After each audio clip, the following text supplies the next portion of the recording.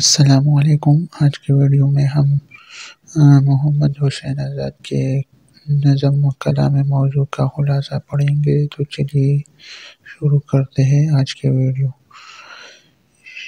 Number 1، شاعری کی تعریف اور اہمیت۔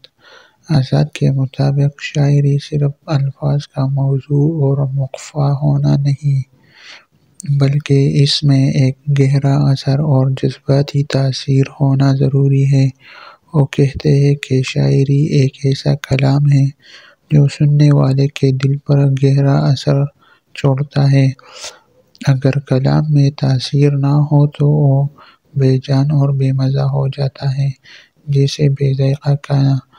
شاعری کو وہ روح القدس کا پرتو قرار دیتے ہیں جو اہل دل کی طبیعت پر نزول کرتا ہے۔ یہ ایک ایسی قوت ہے جو قوموں کی تقدیر بدل سکتی ہے۔ نمبر 2، نظم اور نثر کا فرق۔ آزاد کے نزدیک نظم نثر کے مقابلے میں زیادہ مؤثر ہوتی ہے، کیونکہ یہ طبیعت کے جوش و خروش سے نکلتی ہے۔ نظم میں جذبات اور خیالات کو زیادہ پرتاثیر انداز میں پیش کیا جا سکتا ہے۔ وہ شاعر کو ایک مصور سے تشبیہ دیتے ہیں جو صرف الفاظ کے ذریعے تصویر کشی کرتے ہیں بلکہ دل پر نقش بھی کھینچتا ہے۔ شاعر کا کام صرف خارجی مناظر کی تصویر کشی نہیں، بلکہ معنی اور جذبات کے گہرائیوں تک پہنچنا ہے۔ شاعری کے موضوعات اور فطری عناصر۔ آزاد نے اردو شاعری کو روایتی موضوعات جیسے عشق و محبت، شراب و ساقی اور ہجر و فراق کے چکر سے نکالنے کی کوشش کی۔ انہوں نے قدرتی مناظر، فطری حسن اور معاشرتی مسائل کو شاعری کا موضوع بنایا۔ ان کے نزدیک شاعری میں مقصدیت اور افادیت کا ہونا ضروری ہے۔ وہ کہتے ہیں کہ شاعر کو اپنے ارد گرد کے ماحول، مقامی ثقافت اور فطری عناصر کو اپنے کلام میں جگہ دینی چاہیے، نہ کہ صرف غیر ملکی اور خیالی تصورات پر توجہ مرکوز رکھنی چاہیے۔ شاعری کی تاثیر اور جادو۔ آزاد کے مطابق شاعری میں ایک جادوئی قوت ہوتی ہے جو سننے والے کے دل و دماغ پر گہرا اثر ڈالتی ہے۔ وہ کہتے ہیں کہ شاعر اپنے کلام کے ذریعے ماضی کو حال کو مستقبل اور دور کو نزدیک کر سکتا ہے۔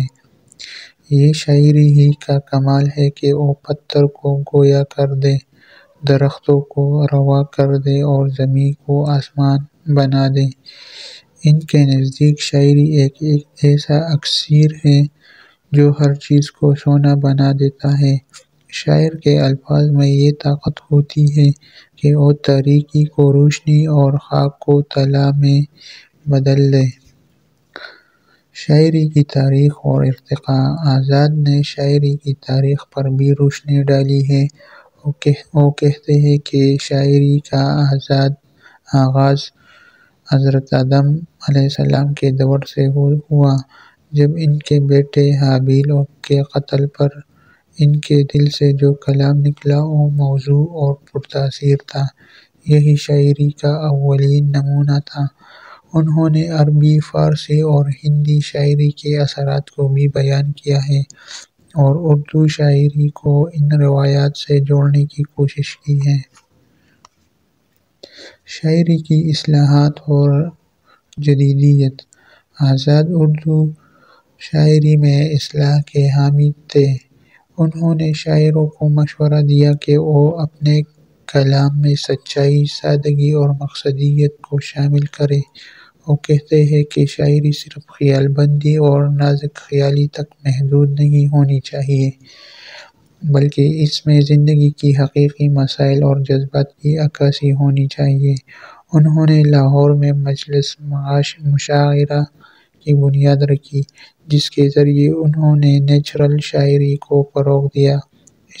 اس مشاعرے میں شاعروں کو قدرتی موضوعات پر نظمیں لکھنے کی ترغیب دی گئی۔